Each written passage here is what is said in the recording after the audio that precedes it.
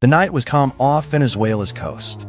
No storm, no spotlight, just a small, fast boat tearing through the black water. What the crew didn't know was that they weren't alone. A U.S. Navy warship had been watching quietly for hours. And then it happened fast. The intercept, the thunder of engines, the smugglers trying to outrun the inevitable. Minutes later, the chase was over.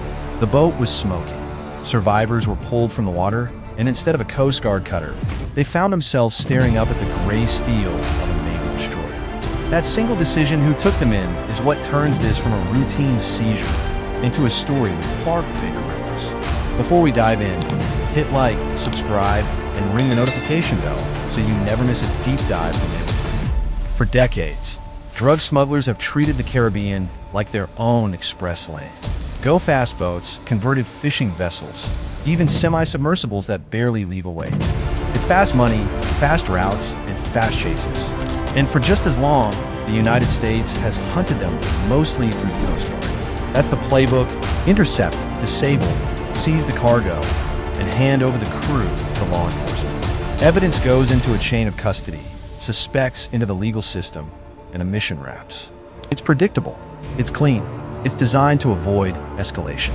But October 17, 2025 broke the pattern. This time, after the smugglers' boat went down near Venezuelan waters, the Navy didn't hand them off. They kept them aboard a destroyer. And that changes everything. What might seem like a routine bust now has the potential to reshape how the U.S. fights its quiet war at sea. Let's rewind to really understand why. This operation didn't start this year. The U.S. has been running maritime drug missions since the 1980s, back when traffickers first started outrunning old patrol cutters with souped-up boats. That's when the Coast Guard started working hand-in-hand with the Navy. Then came the 2000s with semi-submersibles, more complex routes, and bigger cartels. The Caribbean and Eastern Pacific became cat-and-mouse arenas. By the 2020s, these operations were happening constantly, so much so that many never make headlines. What makes this case stand out isn't just where it happened, it's about the U.S. Navy ain't usually the one holding the suspects. Their job has mostly been support radar, sensors, helicopter intercepts, overwatch. But this time, they weren't in the background, they were front and center. And then there's the location just off Venezuela. That's not neutral water. Tensions between Washington and Caracas have been simmering for years, a mix of politics, sanctions, and military posturing. The U.S. has struck trafficker boats before, sometimes with Coast Guard units, sometimes with direct fire when boats resisted. The first major strike under the new push came on September 2nd, 2025, when U.S. forces targeted a vessel from Venezuela, fatally injuring 11 people. Usually, survivors go into the judicial pipeline. But holding them on a warship is something else entirely. Why? Because warships aren't courthouses, they're statements. And when you keep detainees aboard one, you're signaling something louder than press conferences. We operate where we want. We don't need your permission. The legal gray zone is where this gets interesting. Normally, maritime seizures fall under law enforcement. Coast Guard cutters authority. Arrests lead to charges. Everything fits inside a legal box, but Navy destroyers aren't designed for arrests. They're warfighting platforms. So whose jurisdiction applies when suspects are on deck? How do you preserve chain of evidence for prosecution? Who's responsible for detainee rights at sea in international or disputed waters? Lawyers will have a field day with those questions. But diplomats are paying attention too, especially in the region. Because what happens off Venezuela doesn't stay off Venezuela. Neighboring countries like Colombia, Trinidad and Tobago, and Brazil have seen this drug corridor shift over the years. Cartel operations in these waters are tied to bigger global networks, the kind that reach Europe and the U.S. East Coast. So when a U.S. destroyer suddenly becomes the temporary holding cell, other governments notice. They'll ask, is this a one-time thing or the new playbook? And here's the thing, this isn't happening in isolation. Over the past 18 months, U.S. maritime operations have quietly ramped up. More joint task forces, more Navy assets forward deployed in counter-narcotics ops, more strikes against trafficker vessels operating just outside territorial waters. Some of those boats went down fast, no survivors, no paperwork, just wreckage. Others ended with seizures and prosecutions. October 17, 2025 is the real pivot.